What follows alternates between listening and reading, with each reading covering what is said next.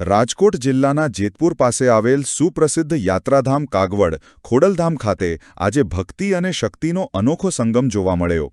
ગુજરાતના પૂર્વ મુખ્યમંત્રી અને ઉત્તર પ્રદેશના રાજ્યપાલ આનંદીબેન પટેલ આજે સપરિવાર માં ખોડલના શરણોમાં શીશ ઝુકાવવા પહોંચ્યા હતા.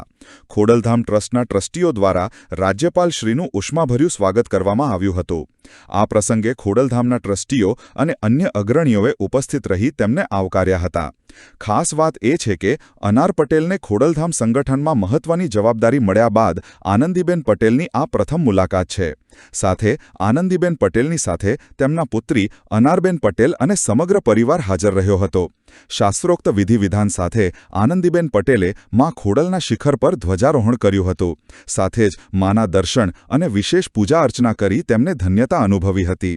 આમ કાગવડ ખોડલધામ ખાતે આજે આનંદીબેન પટેલ અને તેમના પરિવારે ભક્તિભાવપૂર્વક દર્શન કરી લોકકલ્યાણની પ્રાર્થના કરી હતી. પરિવારના સભ્યો અને સંસ્થાના કાર્યકર્તાઓની ઉપસ્થિતિમાં આ ધાર્મિક ઉત્સવ જેવો માહોલ સર્જાયો હતો.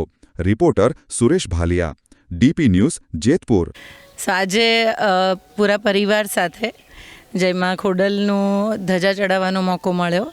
બહુ વખતથી ઈચ્છા હતી કે આખા પરિવારને લઈને આવું અને માં ખોડલની કૃપા કે જેથી મને અહીંયા હોદ્દો મળ્યો અને હું ટ્રસ્ટી બની. એના પછી ધજા નહોતી ચડાવી.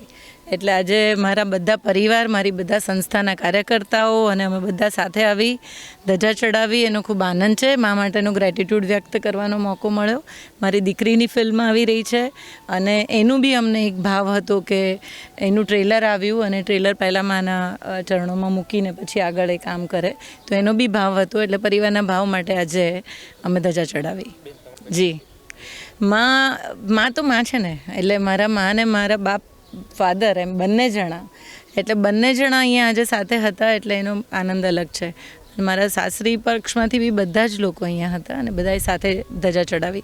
મમ્મી તો ઓબ્વિયસલી ખુશ હોય કે જ્યારે પણ પોતાના બાળકો ક્યાંય પણ કોઈ સારી જગ્યા પર કામ કરતા હોય તો સ્વાભાવિક રીતે મા બાપના આશીર્વાદ તમારી સાથે જ હોય. એટલે એ માં ને આ માં બંને.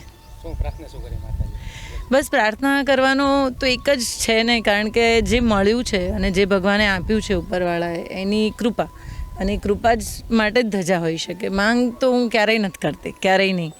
અને હંમેશા એ કે તમે ઘણું બધું આપ્યું છે એની કૃતજ્ઞતા વ્યક્ત કરવાની વાત છે.